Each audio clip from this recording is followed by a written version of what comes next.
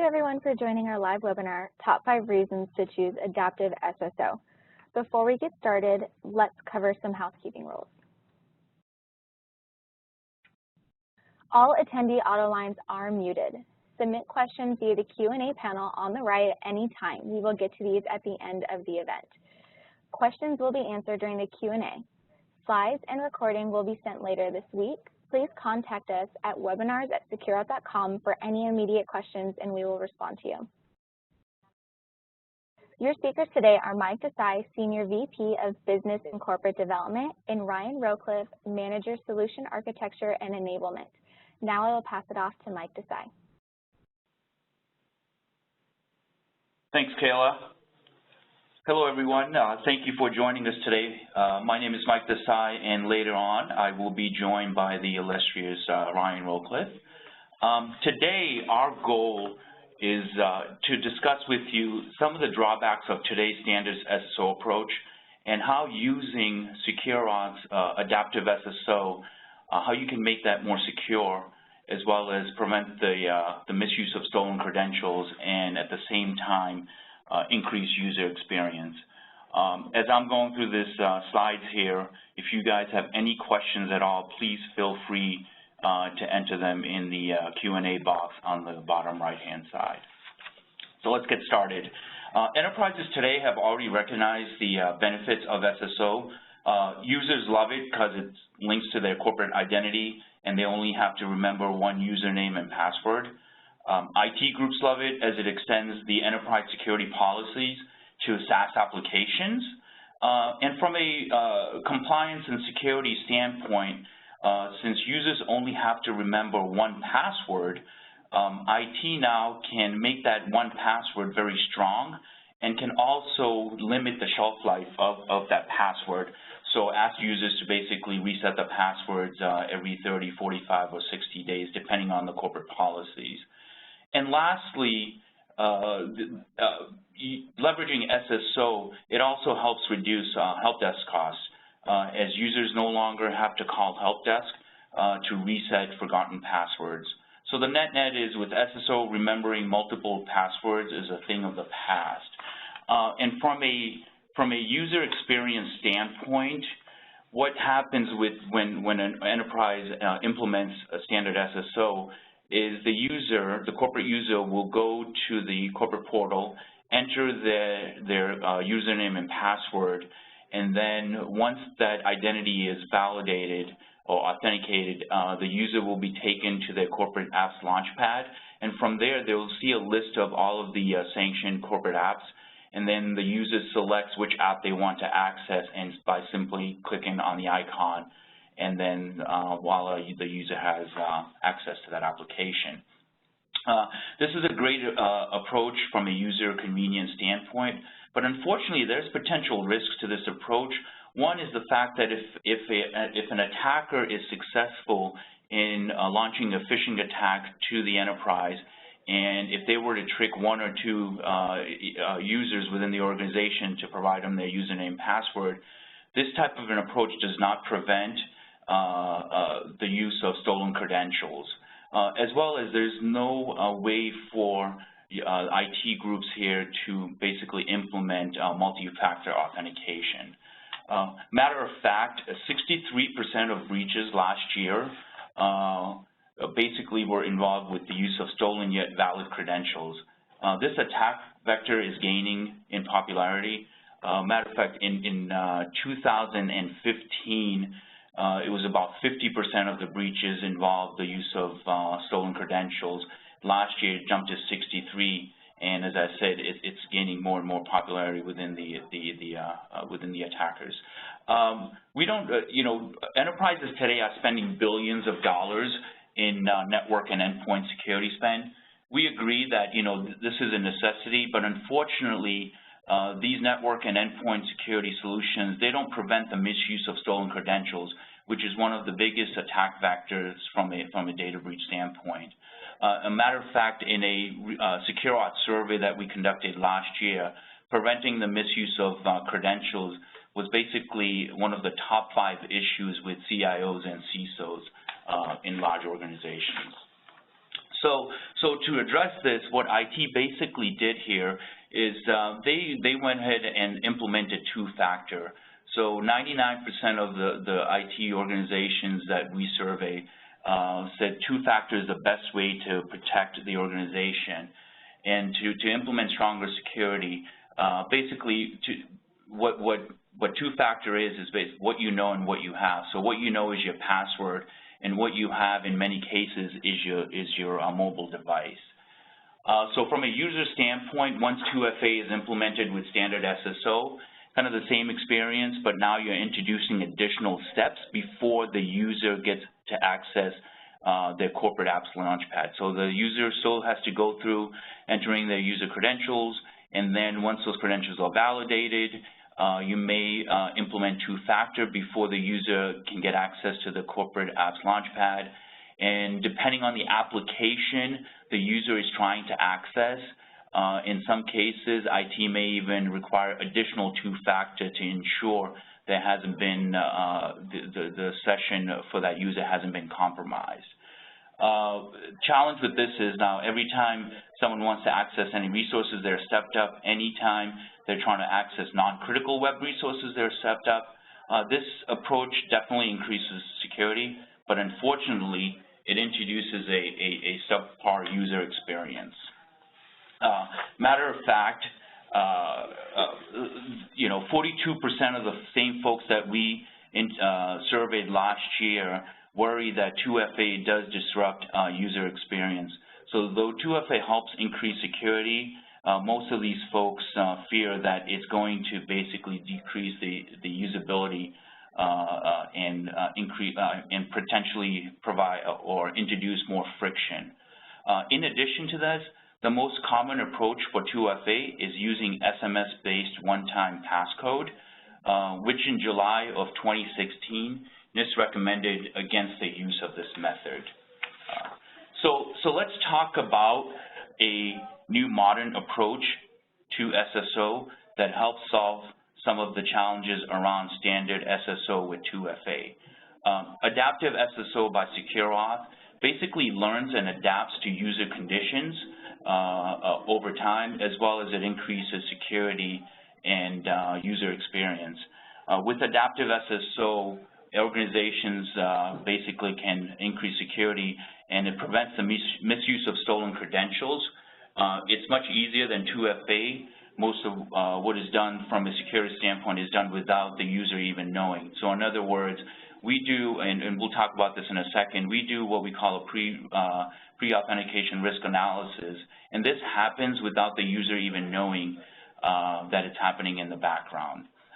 With adaptive SSO, users are only stepped up when there's risk present or we detect there's a risk present.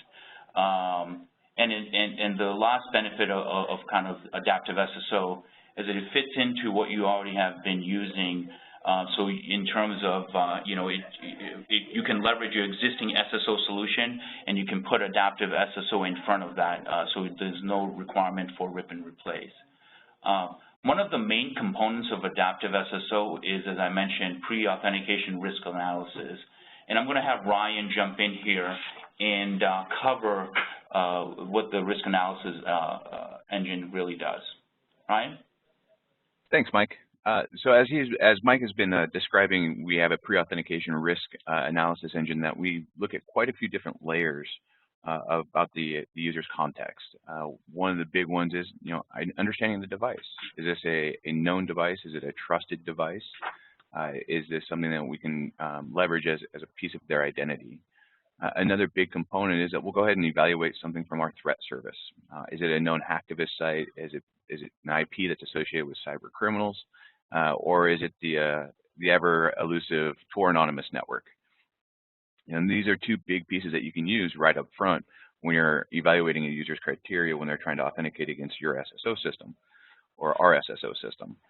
When we also want to take in consideration every user may have a different experience based off of their role within the company. So being able to look up their directory and their group memberships, is it an IT administrator, is it an HR employee, is it a sales employee, or is it an executive? Maybe they need a different behavior or a different context. And we also want to look at, geo information as well. Some of us do business with some foreign countries, and some foreign countries shouldn't gain any access ever to any of our SSO systems in place. So we can go ahead and block them or step them up. And one other really big one, I don't want to go through this long list, but just to give you an idea, is the ability to identify if a user's SMS device or phone has been compromised. It's a very common item, as Mike had brought up earlier around NIS, basically deprecating SMS. Well, they put a deprecation label on it, and they defined a couple criteria that you want to adhere to, things like not sending to a VoIP network. These are things in which our pre-authentication risk analysis can go ahead and take care of and identify along the way. And the benefit of having these layers is that you're stacking these against one another, and you can put a stronger control or you can loosen the control based off of context. So it's really up to what your use case is and what the user experience target is going to be, plus on top of that, making sure that you have confidence and security behind that user authenticating and that identity. Mike, do you want to take the rest? Sure. So one thing I want to point out before I move off this slide is the last two layers around identity governance and UEBA. One of the important things to remember from a SecureAuth standpoint, and as it relates to adaptive SSO, not only do we have this risk analysis that we have built into our platform, but we also take context, as Ryan said, from other security systems and other identity management systems. And so we can work with an existing identity governance system and take security risk score for that particular user, as well as taking information from an existing UEBA solution. Our goal is to basically sum up the different risk factors, come up with a total aggregated risk score, and then determine if the user really is the person that's trying to access that particular resource. And if we see potentially a high risk there, then we can either step them up or completely deny access to the system itself. And that kind of flexibility is built into the platform itself. As a matter of fact, SecureAuth has more pre-authentication risk checks than any other solutions in the marketplace. And as I mentioned, as well as Ryan mentioned, these risks basically happen in the background without the user even knowing. So there's no lag in performance or anything like that. So let's kind of look at the user experience in terms of what happens when adaptive SSO is introduced. So similar to what I described in the past, user has to basically, before they go to the corporate launchpad, enter their username and password. But before the user even sees the login page, we're doing the risk check, as we just mentioned. We're doing all of the risk checks in the background. And then based on those risk checks, the IT group can determine if the user should be even let into the login page or maybe stepped up before they have to enter their identity. So that kind of flexibility and workflow is built into the platform. So let's say once the user passes the risk check, they enter their username and password, and then once those get validated, the user will see the launchpad, the corporate apps launchpad, and via our flexible workflow techniques, now IT can say, you know what, I'm 99.99% sure that the user is who they say they are, and they're coming in from a good location, so I'm not going to step them up to disrupt that user experience. But if for any reason the IT group determines that, hey, based on one of the factors that SecureAuth is checking, that the user needs to be stepped up when they access certain applications within the corporate portal, through leveraging the workflow capability within the platform, you can step up that user. One last important point here to mention is the fact that, today we do about 12 different risk checks, and we continue to add to the platform.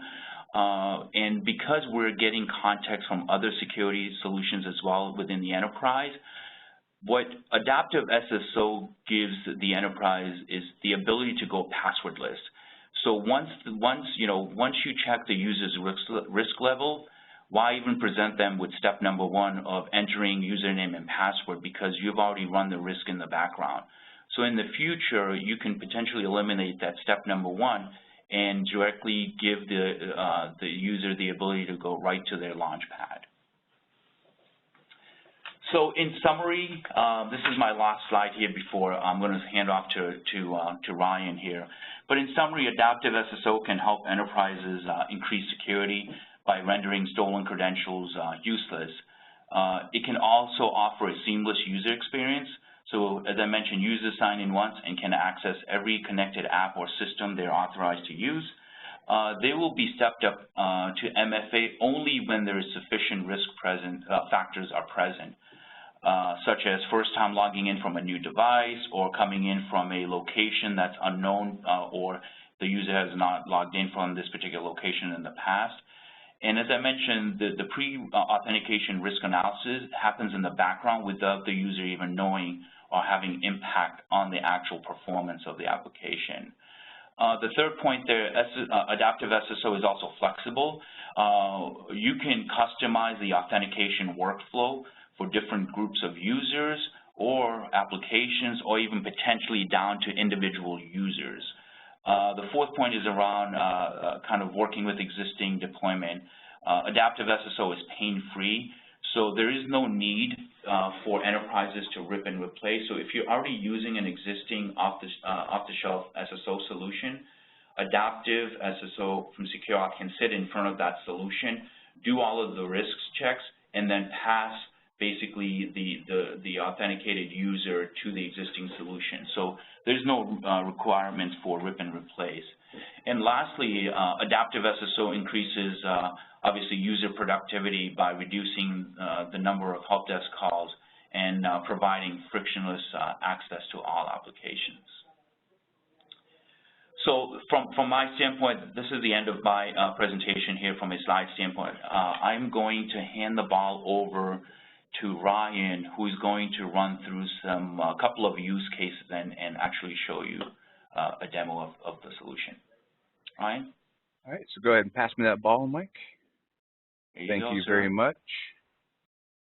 And I will go ahead and share my screen out.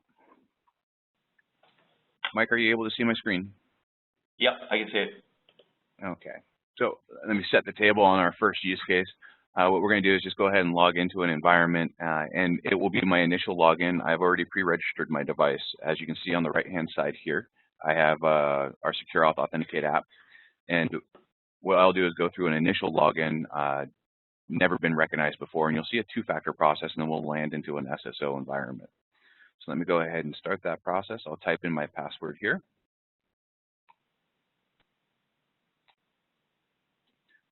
I'll submit that. And because it has not been identified, I'm presented with multiple options on my second factor. I'm going to take the one that is most common for a lot of our SSO environments today, which is a push to accept request. But I'm also going to go ahead and check mark. This is my computer at the office. I don't want this to be hitting me on every login. I don't want that two-factor. So this device recognition is going to go ahead and be seated within the environment. And next time I log into the system, I won't be presented with a two-factor if the rules are in place. As you can see, I can see that, on my right-hand side here where my phone is being presented, I was given a push to accept message. You can see where the request is coming from, myself as a user, and the originating IP. What I'm going to do is I'm going to go ahead and approve this request and continue on in the authentication process. And you'll see that I've landed now on a nice, easy web interface that I can just click and get my SSO into, say, Meraki or any other products that I have added to the system. One of the great things about our product is we already have 8,000 applications in the catalog, so that makes life really easy on adding those applications. But in the context of the world of adaptive and some other controls that we want to showcase here, what I'm going to do is I'm going to jump onto a system that's a little bit further away, and I'm going to go ahead and log in from Madrid, Spain. You can see that I'm identifying the server to be out there. I'm going to go ahead and connect out there. And that way it will change my originating information and it will show that I'm coming from Spain. And in this case, we are going to go ahead and just block Spain from having access to our environment. We just don't trust Spain today. Let's go ahead and log in with our password.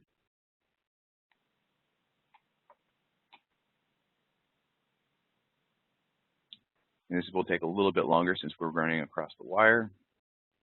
And you can see we were just immediately denied authentication. I'm not allowed to log in because I'm originating from Spain. Now that's a simple geo-blocking rule. It's very common, you know, in the world of other vendors. So let's stand out a little bit different here. What I'm going to do is I'm going to jump onto my Tor browser. I'm going to go to the same location. Let's go ahead and log in with my ID here.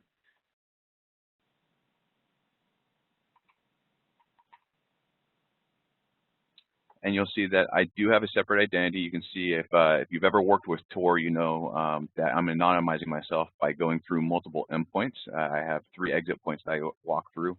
And in essence, I'm originating from Romania in this use case. So let's go ahead and submit this information and try to get myself to log in here.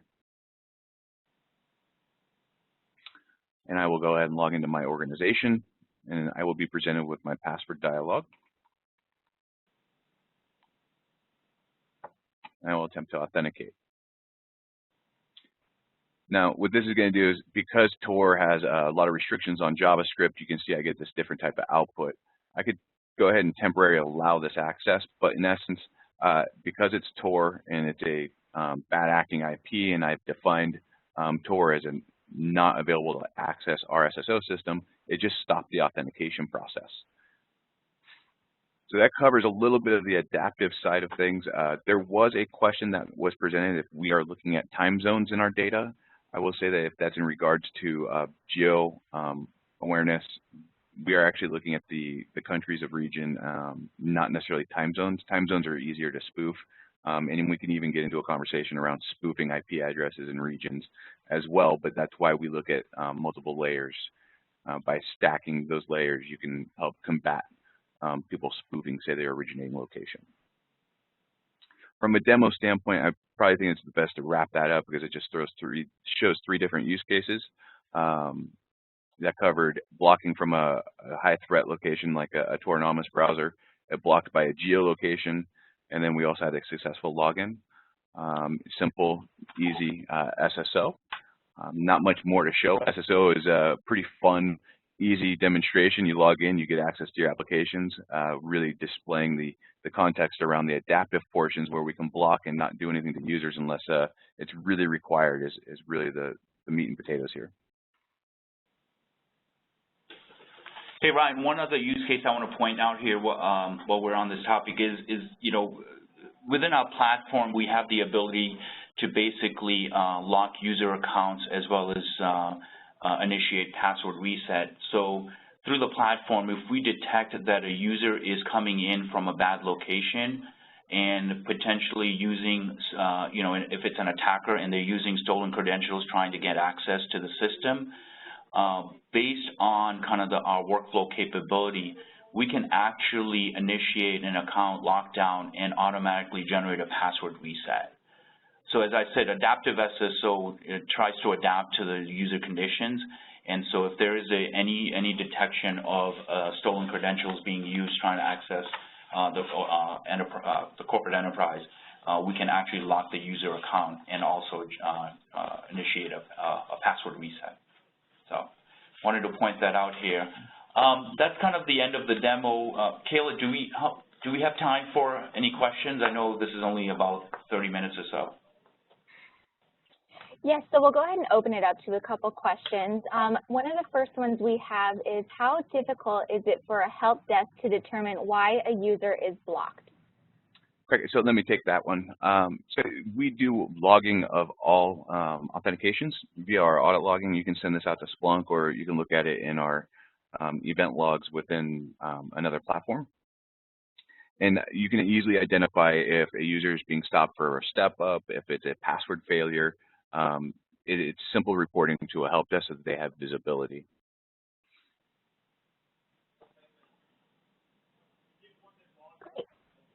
Great. So the next question we have is, does adaptive SSO work with both on-prem and SaaS applications? The answer to that question is yes. It could be on-prem, SAML-based. It could be WS-Fed. There's all sorts of different type of integration points that we can support. So with our infinite workflow model, you can choose when you want to step up or you know, put 2-factor or what adaptive layers you want to apply based off of your security models. Great. Yeah, and as Ryan, and I just want to add one note here, Kayla. As Ryan said, we have an application catalog of 8,000 different applications, so and it's growing every day. So the IT shops do have the ability to provide SSO to hundreds of applications, and from a deployment standpoint, adaptive SSO can be deployed either on-prem, in the cloud, or in a hybrid environment. Great.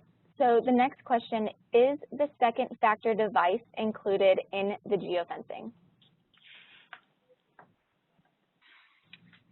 At this time, the device that's authenticating, so in essence, the desktop that I was on is what is being looked at within the geofencing location.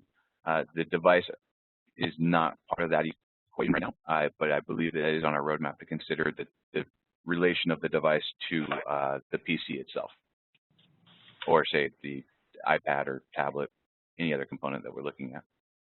Perfect. The next one is, what about once you are in the portal? Let's say Concur information is more critical than the other widgets. Can your adaptive technology request an additional step up? Anything outside of a push? That's a great question, and why, yes, it can, because let's say Concur is that sensitive app, and because we do have these different workflows, we will brand, say, Concur in this use case to be more sensitive, and we could use something like an SMS text with phone fraud protection behind it, or an SMS link to or voice message. So we do have over 25 different authentication methods. So you could pick any which one is more critical. If we were to be talking about, say, federal, we would maybe look at using a smart card as a second factor in that use case. So there's a lot of different workflows. It just comes down to what meets your security model requirements. Great. And the last one we have is, for on-prem, does that require the on-prem application to be OAuth or SAML capable, or can SecureAuth broker Kerberos tickets or legacy NTLM authorization? That's a good, complicated question right there. Yes, if it's on-prem, we can support Kerberos. We could support SAML. We can support OAuth too. We can go down the multiple list of standards we support. When we start talking about legacy integrations, it's a little bit deeper in detail, and I would recommend that the originator of that question reach out and we have a conversation on how best to meet that need for their environment. Great. Well, thank you guys for joining, and thank you to our audience for all your questions. The recording will be live and available in the next couple of days. If you have any other questions, please follow up with us at webinars@secureauth.com, and I hope everyone has a great day. Thank you.